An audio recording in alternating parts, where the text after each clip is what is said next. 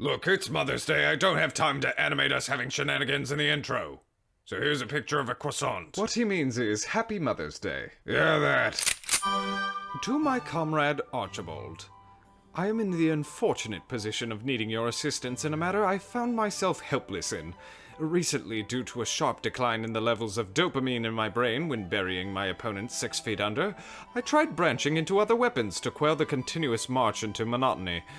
Where I find myself, however, is enclosed on all sides from the bounds of a mental institution. Archibald, they don't believe me. I have made a build that has so firmly shattered my ongoing groans of tedium that I have entirely renewed my mischief in the crucible, yet the people here say I am out of my right mind! This build, which makes use of the Fighting Lion, just might be the single most unique and enjoyable build we have ever had the pleasure of creating. Truly, this build is so easy to enjoy that we must keep it from the prying eyes of the average hand cannon fan. Ha!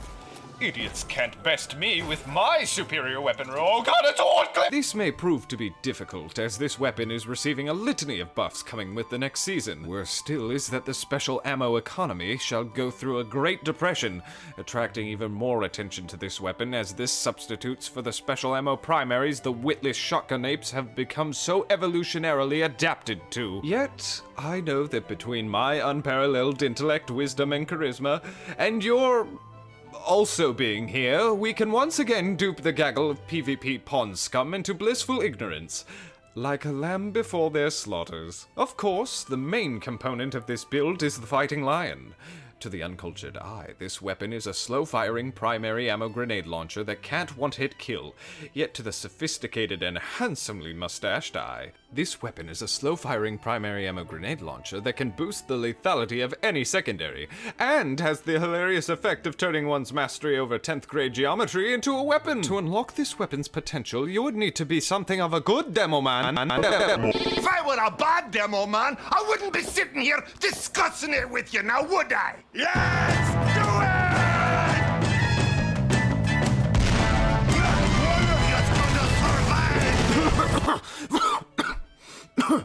Excuse me. There must be a bit of pollen in the air. What are you looking at? I shall divulge the discreet subtleties of this weapon's lethality later in this letter, so keep your nose out of that bucket of fried chicken long enough for me to regale the compliments to my build's composition. Have you heard of this little class called Sentinel? Well, in case you are somehow even duller in your countenance than that person who thought Tether in PvP was underrated, this little class has a nasty habit of supplying lightly seared fried overshield fillets every time you place down one of your barricades. This overshield will continuously regenerate as you stand in the influence of your barricade. But of course, you already knew that. What you may not be aware of, however, is that you can get these barricades nearly permanently using a special exotic armor piece. Observe this clip. These poor slobs spent over 3 minutes just trying to remove me from my encampment. But the Fighting Lion says nay. She's stuck? Nope, she's not. They're all around me. They're literally surrounding me right now. I'm getting back. Yes, once again, I am here constructing a build centered around the Aeon exotics. But frankly, Archibald, ever since the buff, can you blame me? It is debatable, but I believe that class abilities may be the strongest singular ability in the game, barring supers. Of course, with the eggplant-colored augmentation to your barricades, this is certainly not an exception. In case your barrel-chested eyeball have Oh, you fine dandy, so proud, so cocksure, prance in a boot with your head full of eyeballs. Come and get me, I say. I'll be waiting on you with a whiff of the old brimstone. I'm a grim-blooded fable with an unhappy bloody... Beg pardon. It must be drafty in here. Once one equips the Sect of Vigor, anytime an ally dies anywhere on the map, you regenerate about 20% of your barricade energy. This allows you, with the Fighting Lion, to constantly supply yourself with a trickle of survivability, so that your listless enemies crash against your mighty lion like jello on pavement. Just as squishy and colorful too. Of course, you are privy to my scheme. I am using the Rally Barricade, which not only charges faster, but also grants me a smorgasbord of buffs including flinch resistance, range, stability, but most importantly, reload speed. This alone is warrant enough for my immediate termination and update to my rap sheet. Yet as you and I both are aware, True evil geniuses like ourselves request total demolition and control. So what better way to dominate the airtime of Vanguard's most wanted list than to allow this always present barricade to regenerate my grenades, melees, and buff my melee damage. This comes through with the combination of offensive bulwark and bastion. And to best capitalize on my grenades and provide me a tool to silence enemies who happen into my mid-range when neither of my weapons are ideal, I run the shatter grenades with the echo of undermining for bonus weakness and more likely one-shots and maybe even multi-kills. Woo! Okay. For my secondary, I have found the sheer cold yet quick and calculative Riiswalker to effectively suffice as a no-you button to the mindless droves of shotgun apes who make the mistake of straightlining me. There are two ways to play this build: the most defensive Titan known to man, and the most confusing aggro known to man. The former will simply require you to take your time and make sure you keep an eye on the radar, and have a blast spamming damage around corners. The latter will require some level of mastery over the lion with a mental flow state that would make a Super Saiyan blush. A 1, a 2, a 3. Don't mistake the defensive option as easy, oh no. The mastery you are required to make the defense work is simply lower risk than the offensive. Without access to the regular primary, every shot becomes important. Yet once you find the timing and pacing to your fighting lion, you will watch your enemies fear you, for they do not comprehend you. A critical tool in the demolitionist's repertoire is his bubble. While this is indeed a super ability, you would be surprised how often it comes up for regular combat because of both your refusal to die and its tier 5 super recharge rate. Be careful, Archibald. Bubbles can be a game changer. Okay, bro. Was that really necessary? Apparently. Like, genuinely.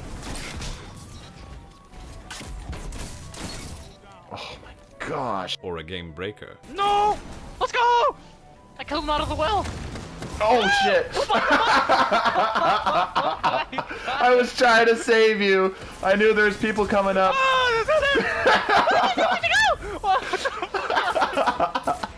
That went so many ways of wrong. And finally, Archibald, the fighting lion itself.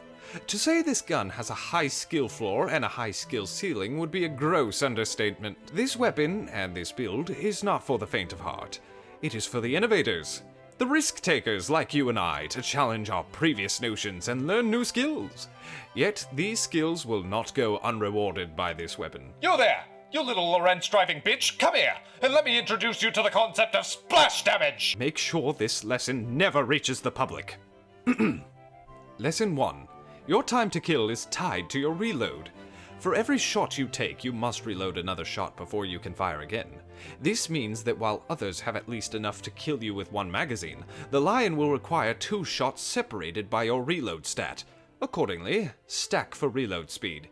If you have the catalyst, even better. The lion will also grant bonus reload speed for dealing damage, and this damage also includes structures. So those Lorelei Splendor abusers or enemy purple barricades should fill you with glee, as this weapon is a perfect counter to them. Lesson 2. Fish for damage. Even though you can't one-shot enemies, you can damage enemies very easily from behind cover. If your opponent eats around and then tries to hide, it is very conceivable you could simply destroy them by bouncing around behind their shelter. Similarly, if you think you have a rough idea as to the locale of the enemy's vital organs, even without having had line of sight, lob a few shots in their direction to see if you can get any tags. The nice thing is that there is virtually no consequences for doing this, because not only do you have infinite rounds, but you also don't need to aim down sights and hamper your radar to do it. Lesson 3, and our final lesson. Learn the velocity of your shots. Once you master how long it will take your shot to reach the target, you can take peek shots, then dip behind cover, and release your trigger to detonate a shot earlier and hopefully on top of the enemy. If you find yourself being rushed, fire and release a shot quickly, and follow it up with either your grenade for mid-range or your shotgun for close range. I hope this letter finds you quickly, but make sure these tools never fall into the eyes of the public. With the buffs coming to the fighting lion and the nerfs coming to special ammo, we may be entering into the era of Foomph. With all the bullet-filled and enemy-stomping regards, Reginald Cornwall von Skyburner. They got a Mankey eye. I'm a black Scottish Cyclops. They got more than they got the likes of me.